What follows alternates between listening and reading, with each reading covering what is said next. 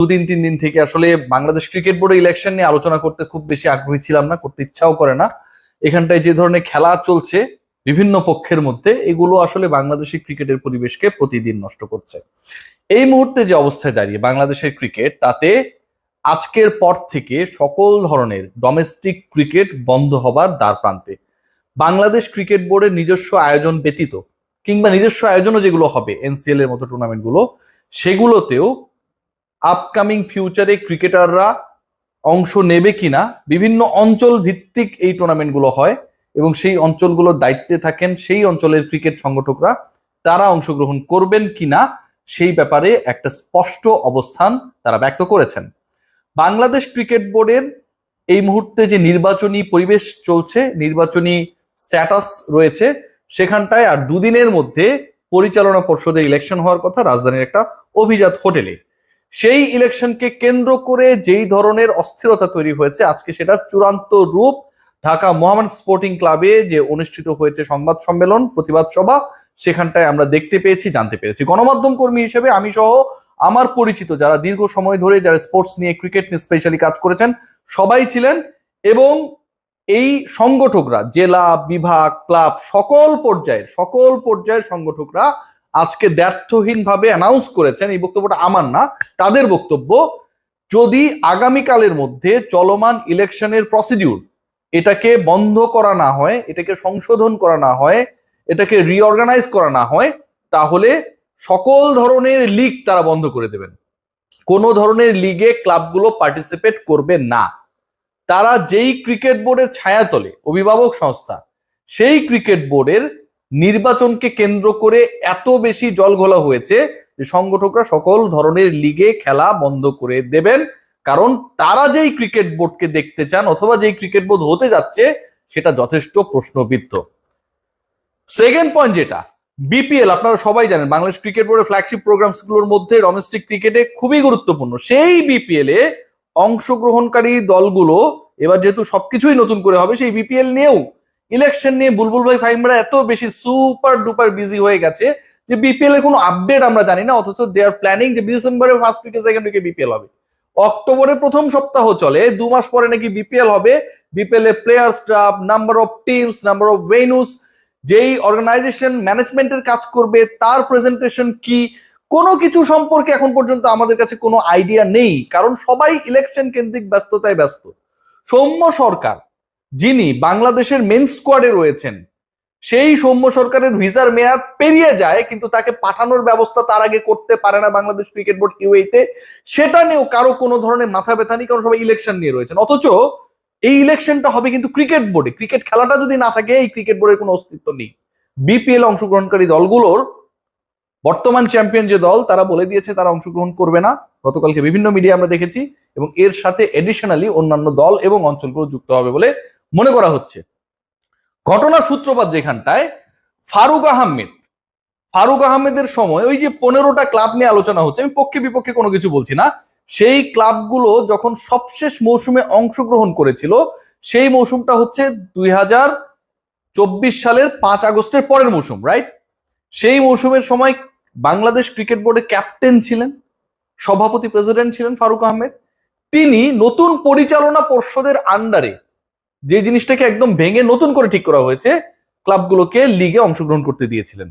এখন সেই ফারুক আহমেদ ওই একই ক্লাবগুলোর বিরুদ্ধে, যেগুলোকে তিনি অ্যালাউ করেছেন to play in domestic circuit, তিনি সেই ক্লাবগুলোর ভোটাধিকার রদ করার জন্য, হরণ করার জন্য কোর্টে রিট করেছেন। মানে একটা মানুষের ক্যারেক্টার কতটা অ্যামিবার মতো হতে পারে, কোনো আকৃতি নাই, যখন তখন এটা রূপ বদলায়। ফারুক আহমেদকে না দেখলে আপনারা বুঝতে পারবেন না, he is such a character. এবং এটার পরিপ্রেক্ষিতে যে ঘটনা ঘটেছে, তার পরবর্তীতে এবং পূর্ববর্তী সময়ে যে ঘটনাগুলো ঘটেছে, সেগুলো আরো ভয়ঙ্কর। রাজশাহীর হাসিবুল আলম, রাজশাহী থেকে পরিচালক পদপ্রার্থী, তিনি জানাচ্ছেন, সংবাদ সম্মেলন করছেন ক্রিকেট বোর্ডে এসে, যে তিনি নাম প্রত্যাহার করে নিচ্ছেন। কারণ একজন রাজশাহী বিভাগ থেকে, ধরুন আপনি একটা বিভাগ থেকে বিসিবি ডাইরেক্টর হবেন, তাহলে প্যারামিটারটা কি, হবার পদ্ধতিটা কি, সেটা হচ্ছে you have to get the votes from your councillors. তিনি দাবি করছেন, এগুলো আমার কথা না, তিনি দাবি করছেন যে কাউন্সিলর মানে ভোটার যারা, রাজশাহী ডিভিশনের বিভিন্ন জেলার যারা ভোটার প্রতিনিধি যারা, তাদেরকে ঢাকার একটা হোটেলে আটক করে রাখা হয়েছে, বন্ধ করে রাখা হয়েছে, তারা যেন কেউ যোগাযোগ করতে না পারে বা তাদের সাথে যেন হাসিবুল আলম যোগাযোগ করতে না পারে। একজন এসে এটা স্টেটমেন্টে দিচ্ছেন। ক্রিকেট বোর্ডে আগামীতে ডাইরেক্টর যারা হতে যাচ্ছেন, মানে এটা খুব গুরুত্বপূর্ণ, বাংলাদেশ ন্যাশনাল টিমের আপনারা যদি খেয়াল করেন সেখানটায় কারা খেলবে কারা খেলবে না এই ব্যাপারগুলো যেমন আমরা খুব ভালোভাবেই জানি, ঠিক একইভাবে ক্রিকেট বোর্ডে কি হচ্ছে হচ্ছে না সেই খবরটা আমরা বেশ ভালোভাবেই রাখার চেষ্টা করি, রাইট? ক্রিকেট বোর্ডের ডাইরেক্টর আকরাম খান, খালেদ মাহমুদ সুজন, একটা সময় যারা দায়িত্ব পালন করেছেন, ফাহিম সিনা, নাজমুল আবেদিন ফাহিম, এই নামগুলো কিন্তু আমাদের মুখস্থ, মানে ক্রিকেটারদের নাম যেমন আমাদের মুখস্থ, ক্রিকেট বোর্ডের দায়িত্বে যারা থাকেন তাদের নামও মুখস্থ। এবার যারা ডাইরেক্টর হতে যাচ্ছেন বিভিন্ন ক্যাটাগরি থেকে, তাদের নামগুলো খালি একবার আমি আপনাদেরকে বলি, এই নামগুলো আপনারা কখনো শুনছেন কি শুনেন নাই একটু চিন্তা করে দেখুন। এখানটায় রয়েছেন আদনান রহমান, একজন, ইনি অনেক প্রভাবশালী, গিরিঙ্গি বাস টাইপের, এরকম শোনা যায় আর কি, এটা আমার কথা না, পরে আবার মামলা টামলা করবে। তিনি রয়েছেন এখানটায়, আপনারা কখনো শুনেছেন কিনা এই ভদ্রলোকের নাম?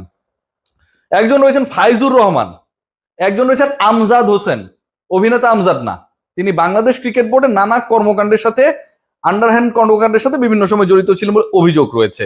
আমজাদ হোসেন, ঠিক আছে। আহসানুর রহমান মল্লিক, ঠিক আছে, এই আইএইচ মল্লিক না, ঠিক আছে, এটা অন্য মল্লিক। তারপরে দেখেন এখানটায় আছে নাজমুল ইসলাম, ঠিক আছে, আছে হচ্ছে আপনার মেহরাব আলম চৌধুরী, এবং এর বাইরে কিছু নাম রয়েছে যে নামগুলো আপনাদের জন্য পরিচিত হতে পারে, এরা রিয়েল ক্রিকেট অর্গানাইজার বা এরা ক্রিকেটে ইনভেস্ট করেছে, কাজ করেছে। সানিয়ান তানিম রয়েছেন এখানটায়, এই নামগুলোর মধ্যে যদি আমি খুঁজে পাওয়ার চেষ্টা করি, এবং ইশতিয়াক সাদেক, ঠিক আছে। এই দুজন বাদ দিলে এই মুহূর্তে যারা এক্সিস্ট করছে এখানটায় সব, মানে কোন দিকে এরা আসলে কোন ক্লাবের হয়ে কতদিন কন্ট্রিবিউট করেছে সেটা নিয়ে যথেষ্ট প্রশ্ন তোলার সুযোগ রয়েছে। এখন এই লোকগুলো যদি ক্রিকেট বোর্ডের নেতা হয়, এটা তো স্বাভাবিকভাবে ক্লাবগুলো মানবে না। আবাহনী মোহামেডানের মতো ক্লাব নাই, প্রাইম ব্যাংকের মতো ক্লাব এই ইলেকশনের মধ্যে নাই, লেজেন্ডস অফ রূপগঞ্জের মতো ক্লাব এই ইলেকশনের মধ্যে নাই, এবং সেই ক্লাবের প্রতিনিধি যিনি ইলেকশনে থেকেও তিনি গতকাল তার মনোনয়ন বা ইলেকশন থেকে নিজেকে সরিয়ে নিয়েছেন। ইন্টারেস্টিংলি, বাংলাদেশের টাকা আমরা আত্মসাৎ করার জন্য, লুটপাট করার জন্য বিভিন্ন জনের কথা বলি না, আমরা কি বলি যে এরা হচ্ছে টাকা পয়সা নিয়ে গেছে, বিদেশে পাচার করেছে। বিশিষ্ট একটা গ্রুপ রয়েছে, এই গ্রুপের নামটা শুরু হচ্ছে এন দিয়ে, নট বি। অনেকে প্যাচ লাগায়, আমার কন্টেন্ট গুলো কেটে কেটে আবার বিভিন্ন জায়গায় পাঠায়, এদের কোনো কাজ কাম নাই মনে হয়। চুলদারি কাটলে অথবা নিম্নাঙ্গের ওইসব কাটলে ভালো হইতো, পরিষ্কার পরিচ্ছন্ন থাকতে পারতো আমার কন্টেন্ট না কেটে। যাদের ধারণা নাই রিয়াসাত সম্পর্কে তারা এই কন্টেন্টের বিভিন্ন অংশ কেটে এদিক সেদিক পাঠায়।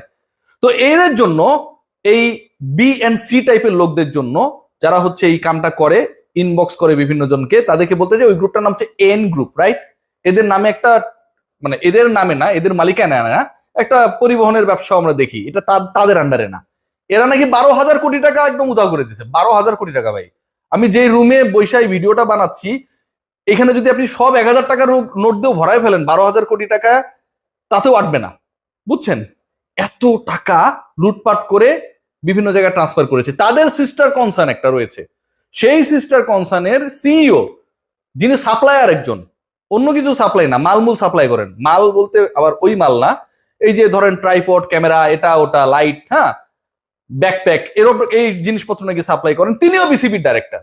একটা সময় আমরা দেখেছিলাম যে আন্দালির রহমান পার্থ একটা সংসদে বক্তৃতা দিয়েছিলেন যে যারা ফার্নিচার বানায় তারা বিদ্যুৎ উৎপাদন করবে, এখন যারা বিভিন্ন মাল সাপ্লাই করে তারা হচ্ছে বিসিবি চালাবে। এদের বিশ্বাস করেন, আমি যেদিন পাবো সামনে, এদেরকে কিছু ক্রিকেটের জেনারেল নলেজ জিজ্ঞেস করব, আপনাদের সামনে সেটা এক্সপোজও করব, trust me, I will do that. এরা হচ্ছে বিসিবির পরিচালক হইতে যাচ্ছে। এই সমস্ত লোক কোন কোন ক্লাব থেকে এরা আসছে দেখেন, এটাও খুব ইন্টারেস্টিং। এদের ক্লাবগুলোর নাম আপনি দেখেন, যে নামগুলা বললাম সেই ক্লাবগুলোর মধ্যে কি রয়েছে, রয়েছে হচ্ছে রূপগঞ্জ টাইগার্স, ঠিক আছে, রূপগঞ্জ টাইগার্স প্রিমিয়ার লিগের কোনো ক্লাব না, আমি কি বুঝাতে পারছি?